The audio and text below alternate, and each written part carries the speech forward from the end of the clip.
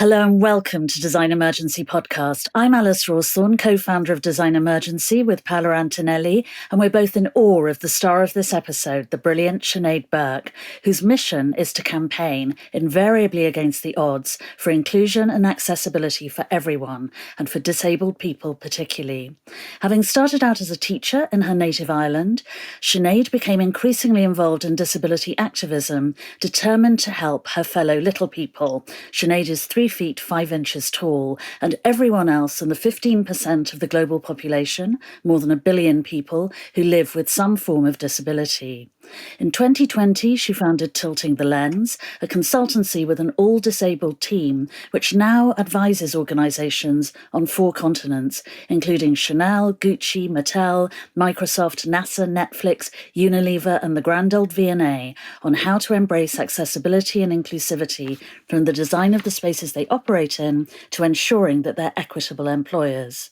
Sinéad herself champions the urgent need to make society fair and inclusive in talks and lectures worldwide, through her award-winning children's book, Breaking the Mould, and her roles as a member of the Irish Council of State, a former Miss Alternative Ireland, and as a cover star of not 1, but 2 issues of British Vogue, one of which, entitled Reframing Fashion, was produced in collaboration with Tilting the Lens. So Sinéad, why did you decide to focus your work on championing inclusion and accessibility?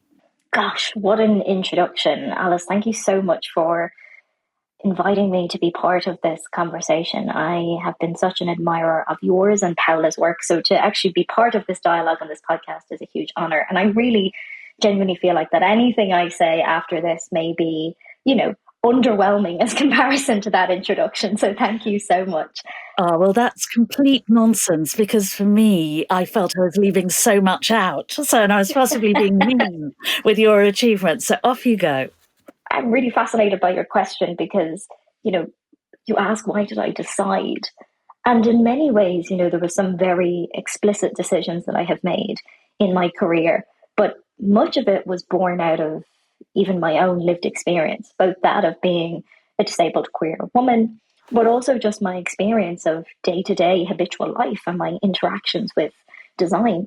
Recently I heard Samuel Ross, the British fashion designer, speaking, and he talked about how lived experience is intellectual property.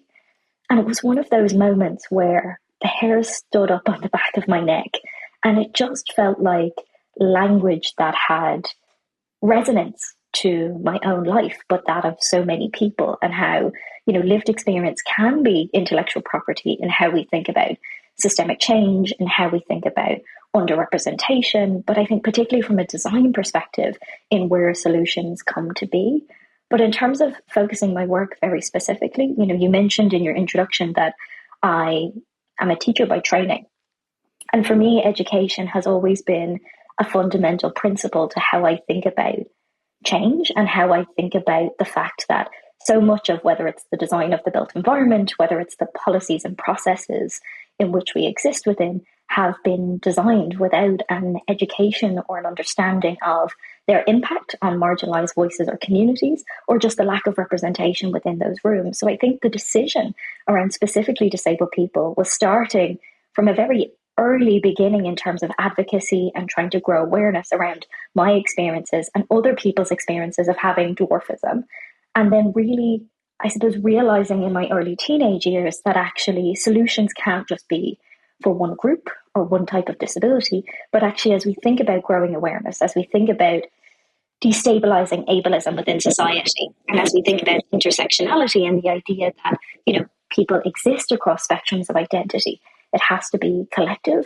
But I think some of the challenges within those decisions was how, when we think about championing inclusion and accessibility for disabled people, there's lots of preconceived notions in place, particularly in terms of design. So in terms of some of those barriers, often we think about what is accessible is not beautiful, and what accessibility can look like, whether it's the design of a product or the design of a building or a space.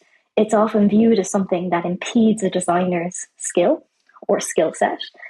And I think that theory is often not held with the same gravitas in which design is such an enabler for people's own independence or interdependence. And I think for me, in terms of thinking about championing and inclusion and accessibility for disabled people, my work began very formally within the luxury fashion industry. And I think over a period of time, I've realized that while there is definitely changes that can and should be made as we think about fashion and fashion design, that actually design as the broadest possible sphere is the way in which to think about systemic change for whole cohorts of communities. And so can you give some practical examples of how your own life has been and still is impeded by bad design? Absolutely. If I think about, myself as a little person, and that is the language that I prefer to use about myself. So sometimes I will say that I have dwarfism, but often I will say that I'm a little person. And, my experience of disability or how my disability comes about is predominantly based on the built environment. I think about an experience that I had just a few days ago where, I was in this beautiful building. It was the South Bank Centre, which, has incredible artistic, architectural, and design prowess. And I went to the accessible and the disabled bathroom. And much of that space was designed to code, to compliance, to be accessible. But I couldn't function independently in that space because, for example, the lock on the door was almost 5.5 feet high. The light switches were of a similar height. So even though there was a higher toilet for wheelchair users to transfer across with ease, which is wonderful, while there were grab rails of color contrast with the tiles and with the aesthetic and the interior, it met so much of the compliance requirements, but it didn't provide dignity. It didn't provoke independence.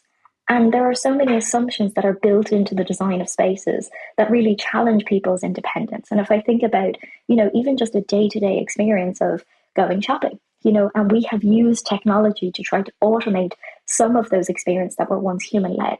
So if I think about even going grocery shopping, the design of a supermarket trolley is something that is incredibly challenging for me, even the ones that are accessible for wheelchair users, which are so brilliant and important. But the handlebars exist above my head height.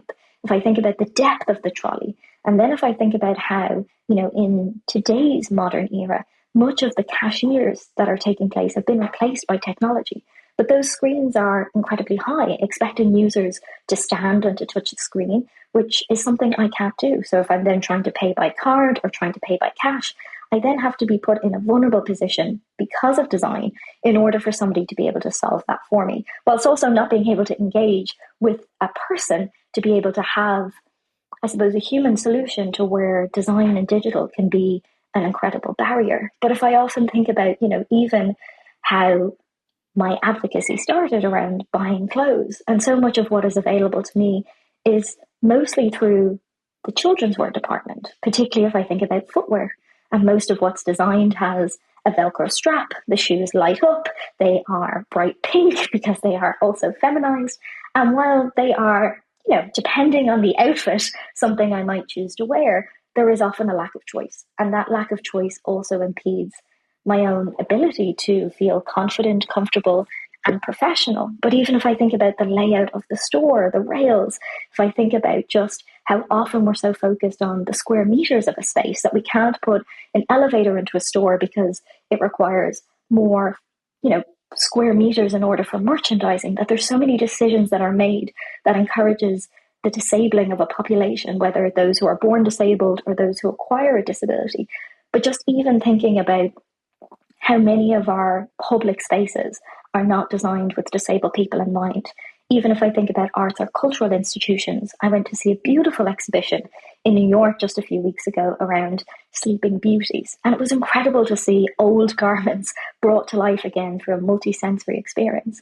But I was also really struck by just the lack of seating. And that if anybody was older, if anybody had, a need to just stop and take a moment, and whether they were overwhelmed, that we often don't think about different customer profiles, different ways in which people might engage, but even just thinking about how many buildings exist where their architecture is so important to the currency of the local city that there is legislation in place that undermines the ability to make them accessible. And the British architect Simone de Gale talks about it's not that disabled people didn't exist, but that the buildings were inaccessible. And I think for me, I often think that building within that quote can be exchanged for policy, place, practice. And I think for me, in terms of as we think about design and the impact that it has on me as regards to bad design, the limitation that when we think about design solutions is always me or disabled people as the customer.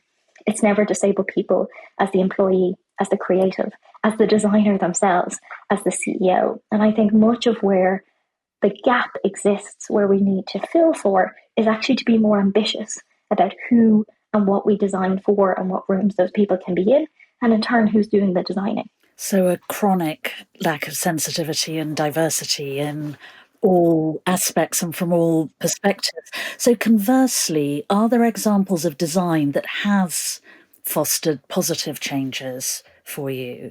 I think, to speak very personally, one of the most radical design changes for me has been being able to purchase a property and to buy my own house, which I know is something that is uniquely steeped in privilege.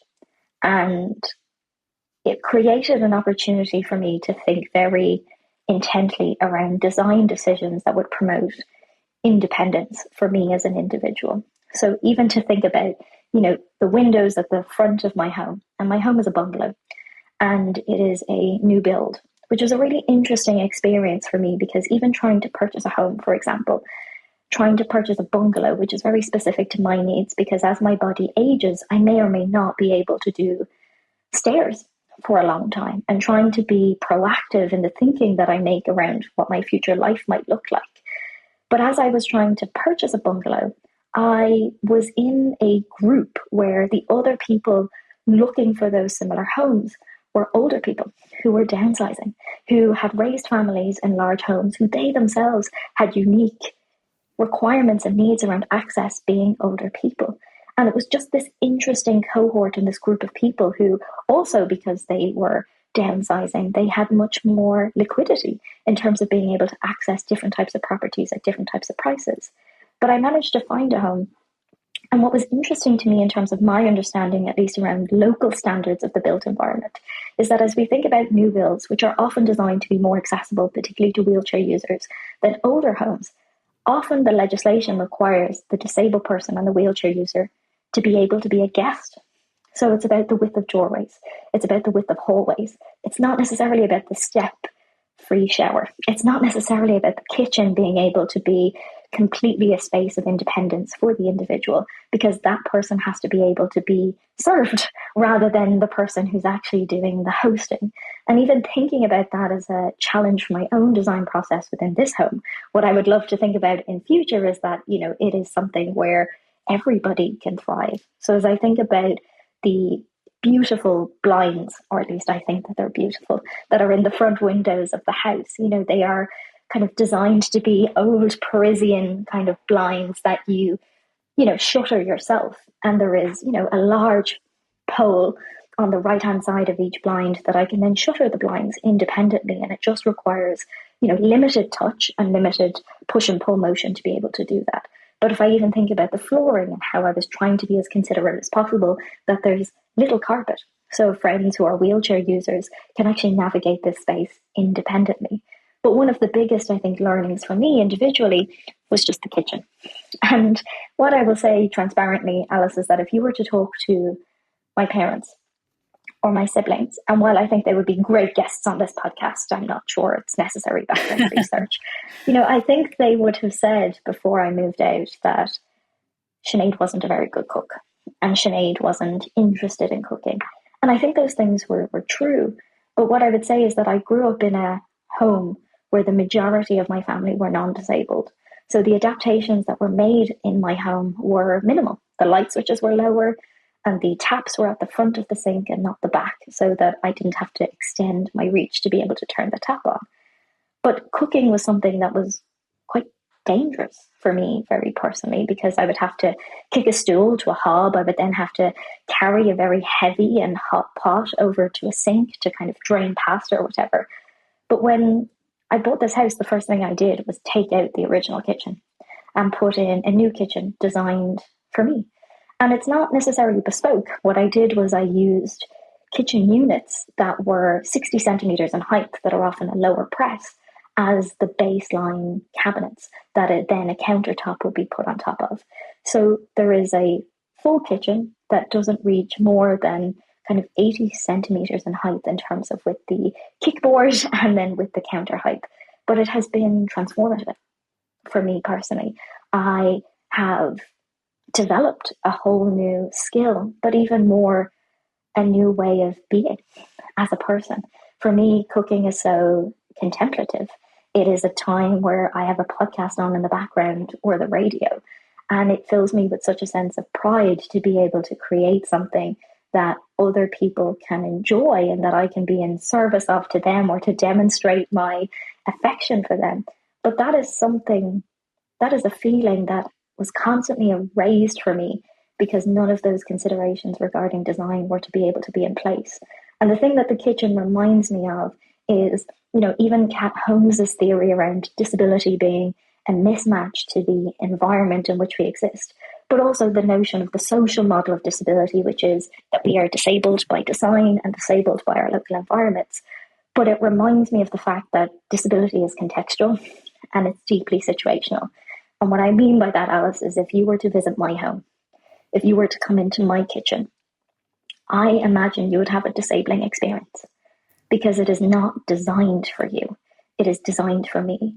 And for me, I feel very proud to be disabled and I wouldn't choose to be otherwise.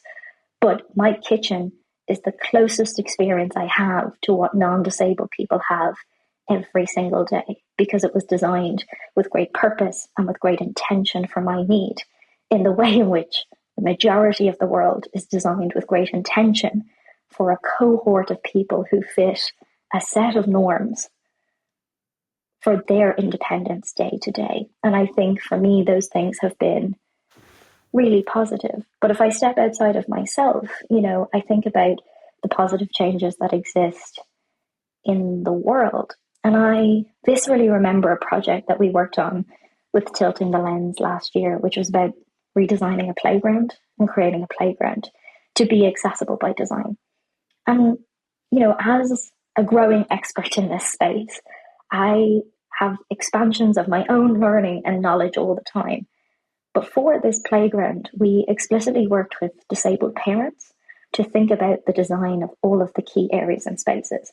And what's wonderful about co-design practices that are evolving and strengthening is that, particularly a place like a playground, we often focus on the experience of the child, which is incredibly important.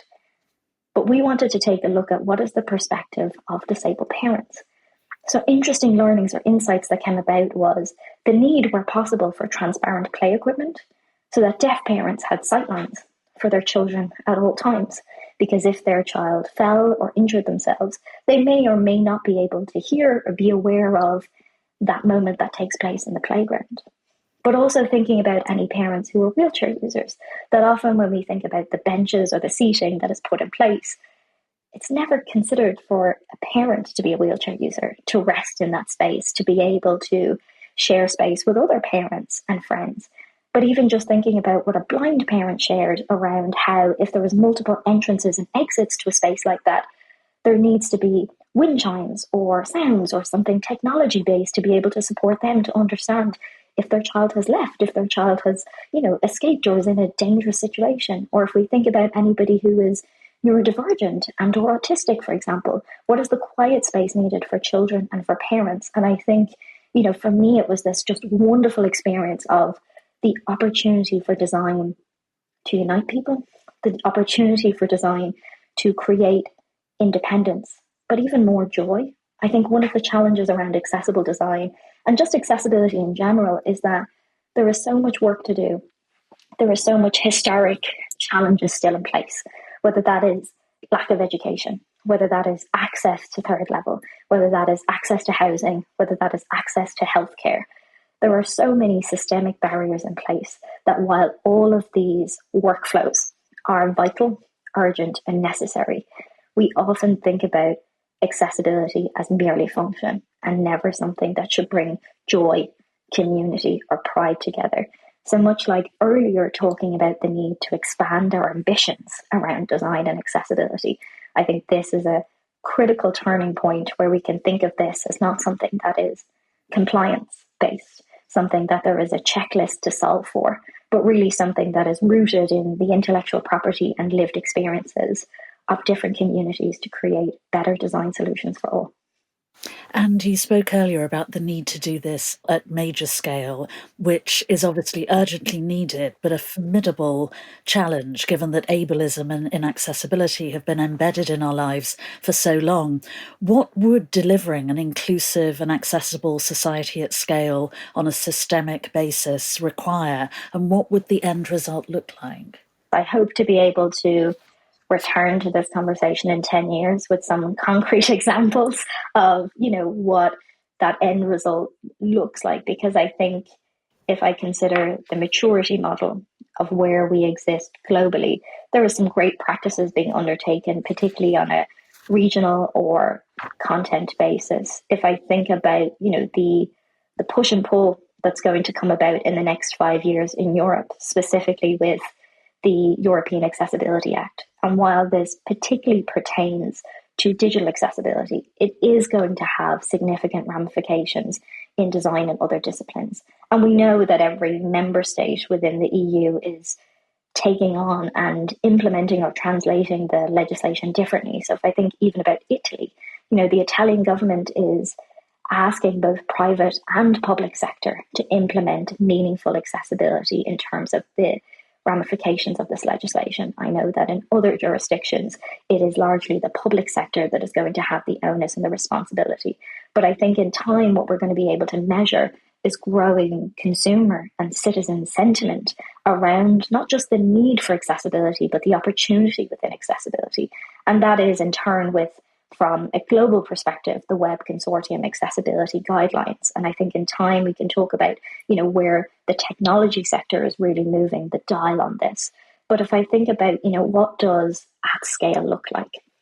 And it's a difficult question to answer, purely because even in thinking about what the legislation currently shares or thinks about. So I think about this from an employment perspective, going back to the point that actually moving beyond seeing accessibility and design as an opportunity, not just for market share and for customers, which is important and has a relevance, but thinking about it beyond that. If I think about how various countries even define disability, if I think about the Equality Act in the UK, if I think about the Americans with Disabilities Act, for example, if I think about the Middle East, how disabled people are described as people of determination because they are determined to succeed, which I have my own questions about, but I think it's language framed within a positive sense to really encourage a cultural dialogue around disability. I think about how disability is often framed as something that needs to have a significant negative impact on your day-to-day life and on your work life, which makes it very difficult then when organizations or companies try to create listening surveys with their own staff to have an understanding of who self-identifies as disabled and whether self-identification is enough. Because we are asking people based on legislative definitions if they have something that makes their life much harder. And for some, that is a real reality, but it doesn't create a culture or community in many of the organizations that we have worked with. I think it's also about how do leaders feel open to having this broader conversation around their lived experiences of disability. So they themselves may not have a disability, but they may be caregivers for parents, they may have children, etc.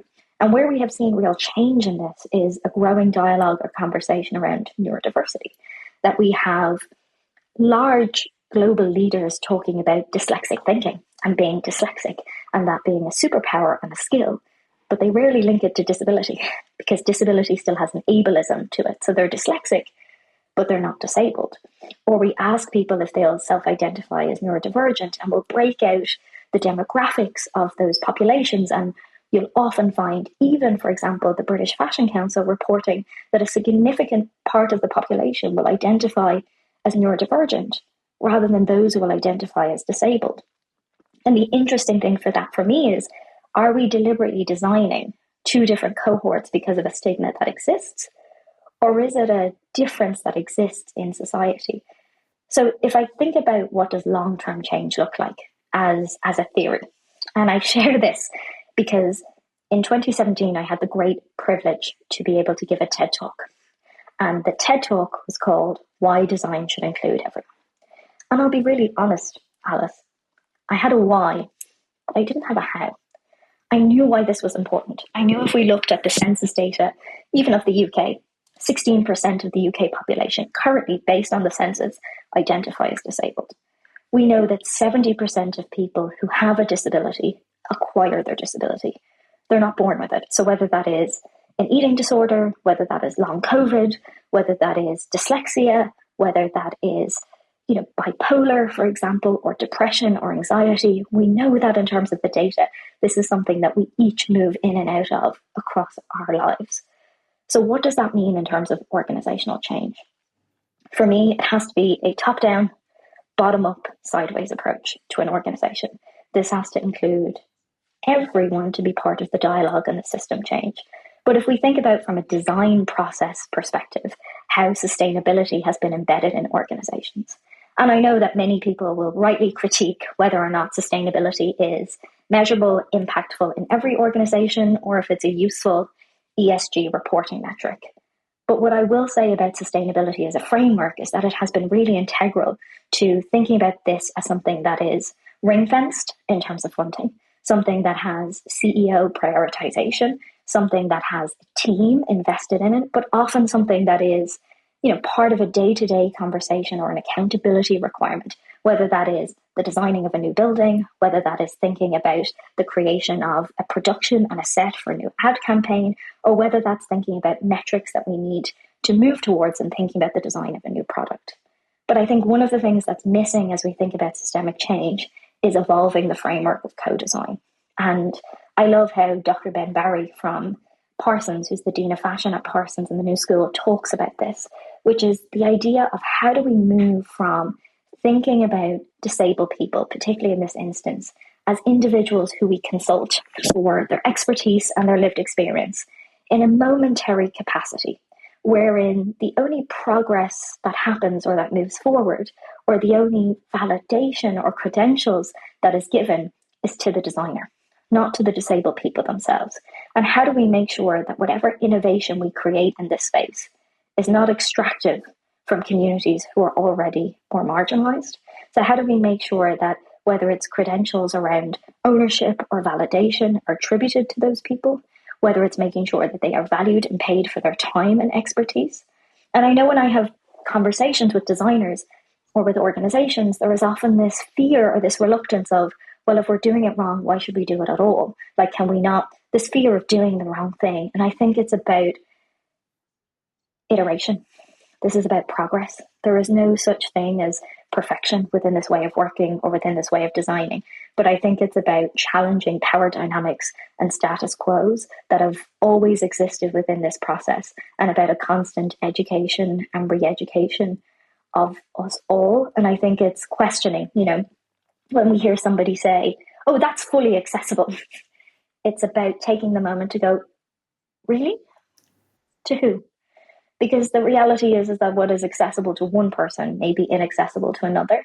And how do we instead strive for this idyllic definition in which there is no measurement for, but instead create opportunities for flexibility, for customization, for, and a person to be able to augment in a building, for example, the temperature, the lighting, based on their own individual needs, rather than trying to think about one solution that solves for all people. Because I think that is a challenge that we will feel completely underwhelmed and undermined by in terms of trying to achieve.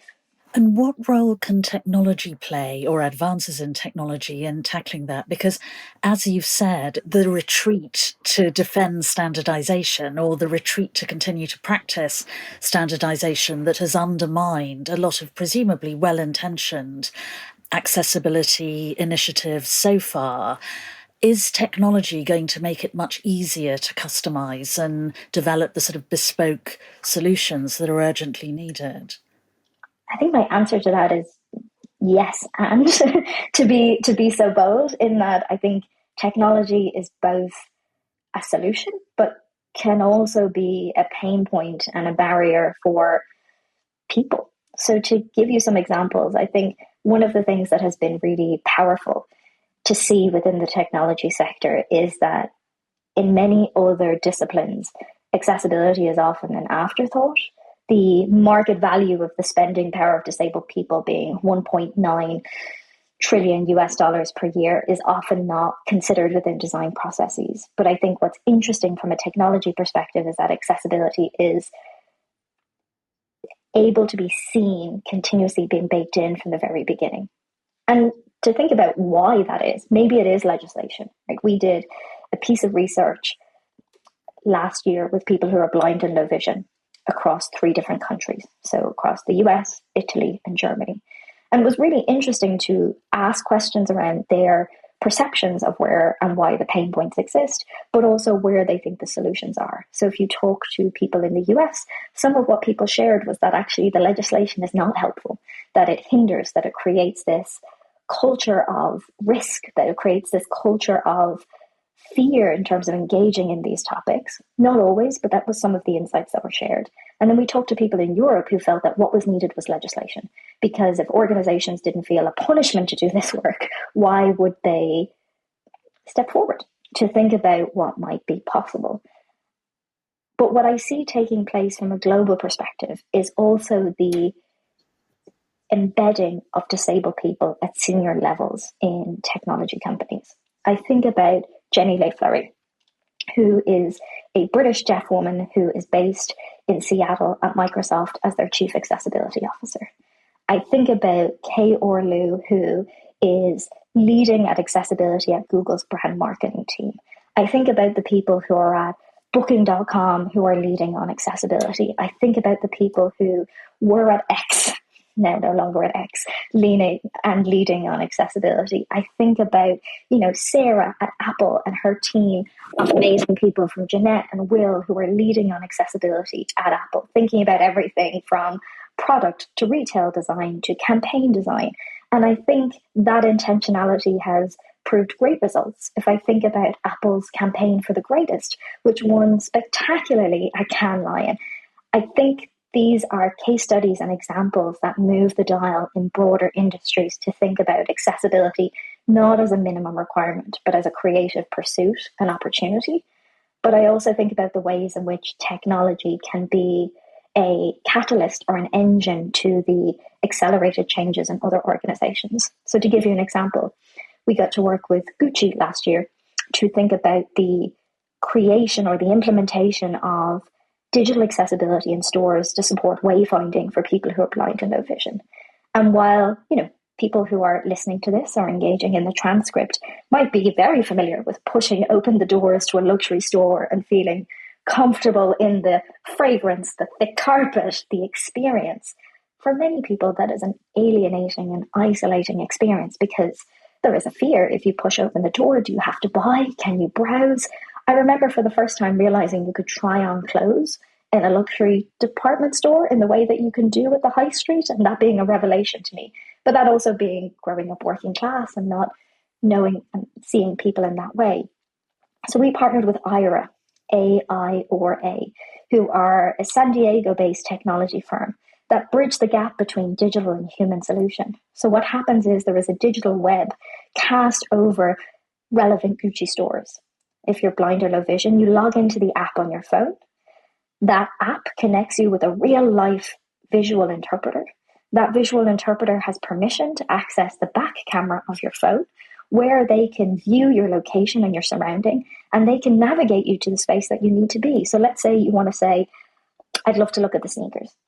That person directs you through it. They also have access to a floor plan and other materials. Now, that technology doesn't eliminate the role of the client advisor or the salesperson, but creates the possibility for different types of communities to engage. But what we also know is that while these are good examples of how technology is solving problems or challenges, if I think about Microsoft Teams having captions embedded in all conversations or transcripts available in multiple languages, even as a company that has a remote team where people speak 3 or 4 different languages across the team, having the ability to be able to use captions and translations in other languages supports the linguistic accessibility of the team. But what we know is that there are barriers. As we think about the evolvement of artificial intelligence, for example, there is great opportunity for this to provide innovation for disabled people. But much like we were talking about ableism within design processes, how are we explicitly ruling out ableism within algorithms and within the design of the data caches that are used? I think about the time that I had just a few months ago where I used an AI image creator. And I described myself giving a visual description. I described myself as a little person, as a person who had dwarfism. Alice, what I would say is the image that that algorithm created was not one that I would be proud sharing anywhere. Its definition of a person with dwarfism was based on characteristics, it was based on factual information, and was a reminder that in terms of whoever is designing these tools needs to have the lived experience in order to ensure that those challenges don't continue to exist. And I think we are at this pivotal moment with technology where, depending on the representation of these organizations and entities, but also the push and pull points of clients and individuals who engage with it, how do we make sure that this work is consistent and that we are not having another conversation in 30 years to say, gosh, wouldn't it have been amazing if we designed this from the very beginning with key groups in mind? And, it brings me again back to the point around intersectionality, knowing how trans disabled people exist on the internet and the algorithm's response to their content, for example, or thinking about how alt text as a feature is just not embedded in every social media tool that exists. We have a real opportunity to think about those who are most marginalized and multiply marginalized and center them within these design processes.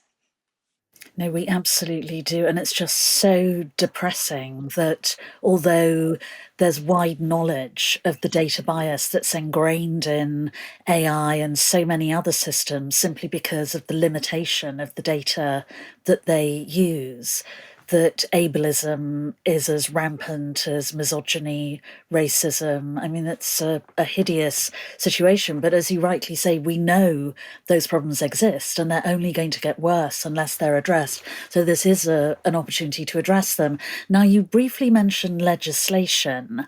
What changes are required and what legislatively needs to happen for us to move beyond compliance? I think this is a great question. So, mentioned briefly the European Accessibility Act, which is going to come into place at the end of June 2025. So, those of us who are within the EU, we have 12 months for its implementation. Many countries have already translated the regional legislation into local languages and into local law. There is a time limit running out, with many countries running late in terms of its implementation, but it is going to require equal access for disabled people in terms of requiring a mix of products and services to be accessible. I really think it's going to build a level of understanding as regards to both consumer sentiment, but also people's rights. And I think, this is an interesting piece when we think about design and legislation. Not every country in the world has ratified the UN Convention on the Rights of People with Disabilities, but many have. And how we think about the implementation of that within a private sector and whose responsibility is it is a really interesting conversation, I think, to invoke. But also as we think about the Sustainable Development Goals, which many organizations are really proud to represent or implement, or if we think about the policies and the practices of even B Corp frameworks. I think one of the things that's really missing, and it's something we're deeply invested in co-creating and supporting the development of, is frameworks to measure the good practice in accessibility.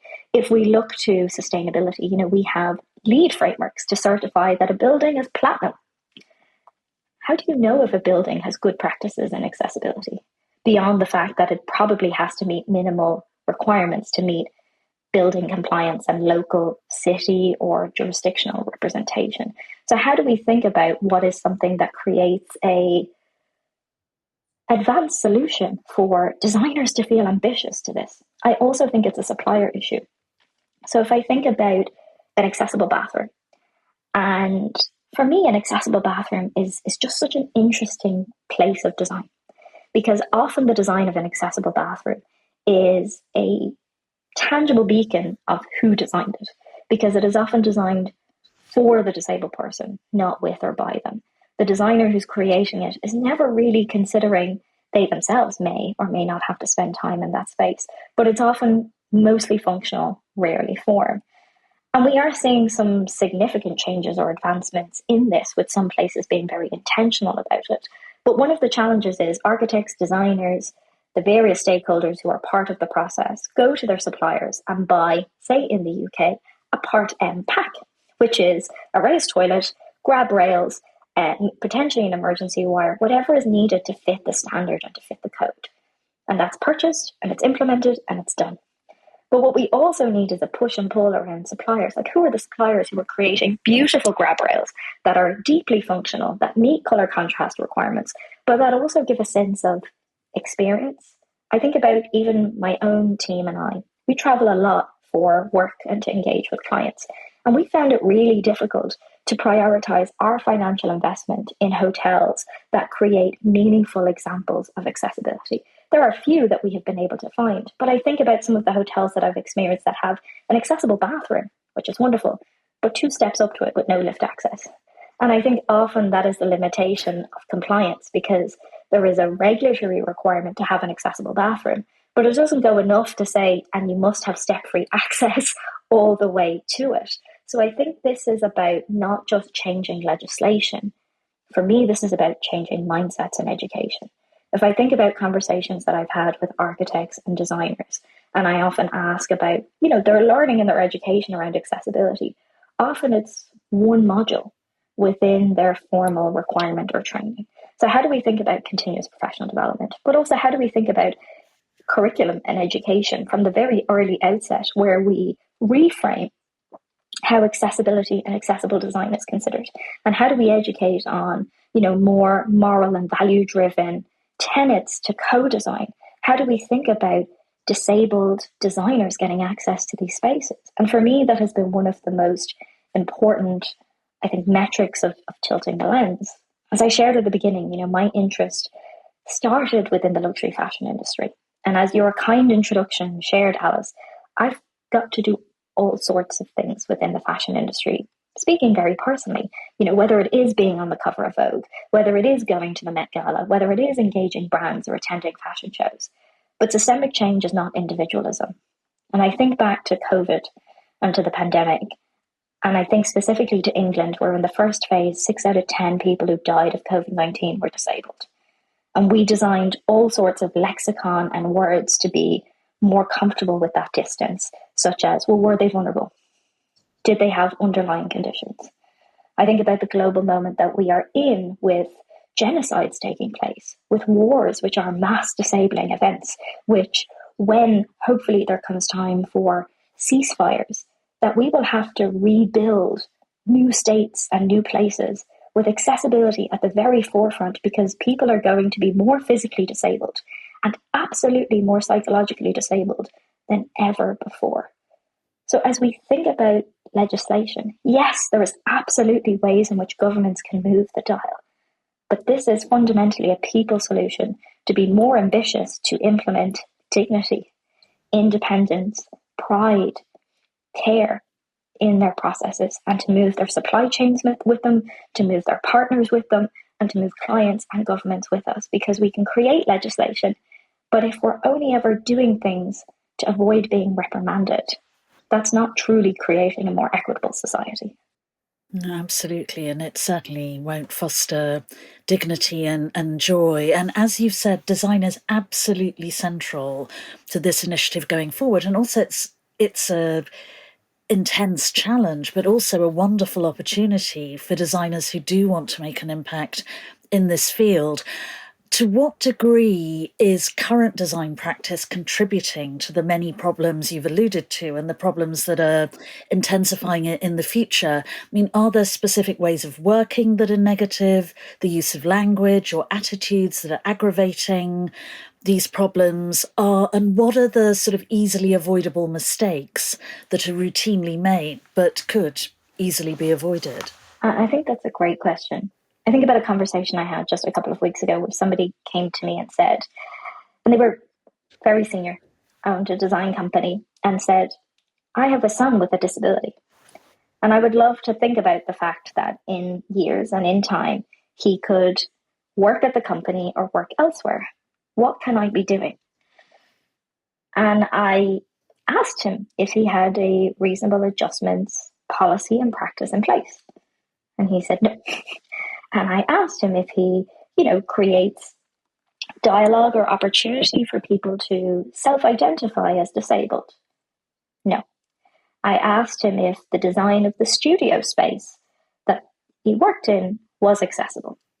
No. I asked him if there was an opportunity over the next 5 years to change and to renew the lease in some way into a new building. And he said, no, we've just renewed the lease. And all of those things I think are useful questions. And I asked them only to have an understanding and a shared understanding of the current context. And I think, we can absolutely look to process and to outputs. To look to process and to outputs first, I think a couple of things that's happening around design is that we are looking at accessibility as a really interesting opportunity, but not necessarily bringing the disabled community along. While very different, if I think about even from an advertising or marketing perspective, what we are seeing more and more is celebrations and awards being given to accessible stories or to disability-led projects. But often what is found is that the back of house or the team who are putting it together do not have the same representation as those on screen. And I think that is a mismatch that we need to alter and assess. But also if I think about the number of things that are kind of announced as projects that are accessible, and either they are in beta form and never make it to market, or are so early in its consideration that there isn't enough disabled people within the process to really challenge it. So I think it is about working with intentionality and being mindful of, how do we ensure meaningful co-design as part of every process. But for me, while the outputs are really important, I'm deeply invested in the culture of design organizations and design firms as we think about this. And I mentioned reasonable accommodations and reasonable adjustments there very deliberately. Even last week, engaging with senior leaders and thinking about this process and how if somebody gets a diagnosis of neurodivergence midway through their career, who do they tell? Who do they talk to? How do they not feel that they are now less of a person and less of a contributor to the organization than previously because there is nobody else who speaks to this lived experience within the organization? But even more, there's nowhere to go and nowhere to talk to. And how often in design, there is an expectation that it's a fast-paced career, that you may have to do long hours, that you may be, engaging with clients and with client demands and expectations, and you have to stretch yourself to that. And I think, much like at Tilting the Lens, we strive for creating a better culture internally for disabled people to thrive. But we also work within the framework of capitalism, where we have clients, large and small, who have expectations and demands that we reach and that we meet depending on the timeline, etc. So I think for me, the first thing that I would encourage designers to do is to audit their internal processes, even as they think about how and where do they recruit. Some of the work that we do is even starting with job descriptions. For example, often we talk about people needing to be great or strong communicators. What do we mean by that? We ask people, depending on where you are in the world, to have a driver's license, which they may or may not even need, but it is this historic symbol of professionalism or tenacity. But even as we think about, what are the ways in which we can invest our resources to create pipelines of talent in thinking about people starting or engaging in the system. And I talked a little bit earlier around this notion of individualism not being the solution. And we've tried to address that by acknowledging that within a fashion system, the long-term solution has to be disabled designers. It's not consultants. Yes, in part it's disabled models, but it is disabled CEOs and disabled designers. So in Parsons in September, we have funded 3 students to start the fashion design program in the MA and in the bachelor's degree. And I think sometimes we have this conversation in these sectors with great intentions of where is the talent?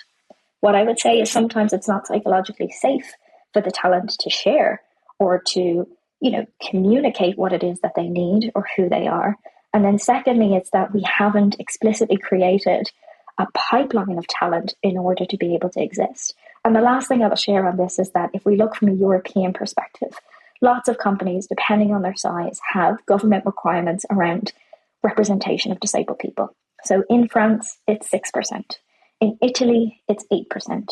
In the Netherlands, it's between 2 and 3%. In Ireland, the only requirement is for public sector, not private sector. And I had a conversation recently with a European company who said, we just need people to tell us if they are disabled. And I said, why? And they said, what do you mean? And I said, why? Why do you need them to tell you that they're disabled? Is it so you can set them up for success? Or is it so that you can increase your proximity to whatever quota is required and in turn stop paying the government fine? And I think as we think about internal cultural practices, I really do think that while it is a longer definition of systemic change, that outputs over time will be improved by new levers and new ways of working, albeit to what is feasible exists within organizations. So that's a whole bundle of challenges and opportunities in this incredibly complex but urgent field. What gives you hope that systemic change is possible? I mean, you've hinted that you feel this could be a tipping point in terms of awareness and the determination to find solutions. Why? Firstly, I think I have to have hope. I think as, a person who is disabled, and, it's challenging being CEO of an entity and a company that, while it is a very professional entity, is also deeply personal. But the thing that I'm aware of is that my vested interest is both personal and professional, both for the organization to thrive, for the people that I work with to be able to have expansive careers and personal lives, but also because the majority of us are disabled. Our work in turn, we hope, increases not just our own independence and agency, but that of so many others. And that mismatch between the personal friction and the professional opportunity is a conflict that even personally within myself, I have to wrestle with. So as a disabled queer woman, I have to hope that the world is becoming more equitable, more accessible. I have to hope that despite whatever predictions of financial challenges, of large scale organizations prioritizing profitability over, being able to borrow with cheaper interest rates, and that meaning a reduction in teams and in capacities. I have to hope that as we think about whatever this election cycle looks like from Europe to the UK to the US, that things will change. I have to hope that thinking about the global conflicts in Palestine, in Sudan, in the Congo, that we are still intentional and more than ever driven to create that change, to look outside of us. But I do think when such global changes are occurring, it's so easy for all of us as individuals and collectives to cocoon into what we know and into what feels safe. But what I would say very transparently is that comes from a place of privilege, and it comes from a place of being able to cocoon and to ignore the design challenges and in many ways the design emergencies that exist. So we have to feel empowered, but also accountable to implement these changes, not regardless of the external factors, but very much because of them. So I think for me, it's about thinking about this work as an investment and not a cost, creating KPIs and metrics to be able to ensure that we are valuing and prioritizing this work, but that we are thinking not just 6 months or 3 years, but thinking about 10 years and 15 years. That as we think about bringing companies to IPO or mergers and acquisitions, that actually we think about this as a fundamental part of that process. But I think even more, we can look to the capitalistic metrics. But for me, this is about good design. That if I think about, Kiziks that have really incredible shoes that you don't have to use hands with, which, they often talk about the need of, a parent carrying a toddler or a baby, but that also being so useful for anybody with limb differences. I think that occurring thought and belief that accessible design is good design, yes, for disabled people, but for lots of people.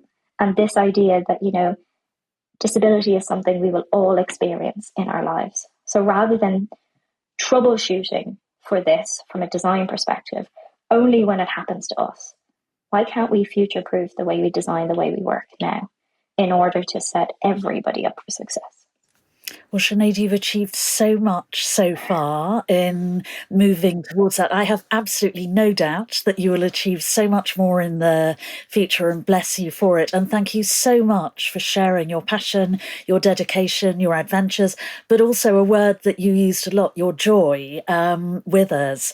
And thank you everyone for listening. You'll find images of Sinead and Tilting the Lenses work on our Instagram feed at design.emergency. And helped by Tilting the Lens, we're making Design Emergency more accessible, adding alt text for people with visual impairments and a transcript of each episode, which can be accessed using the link in our bio.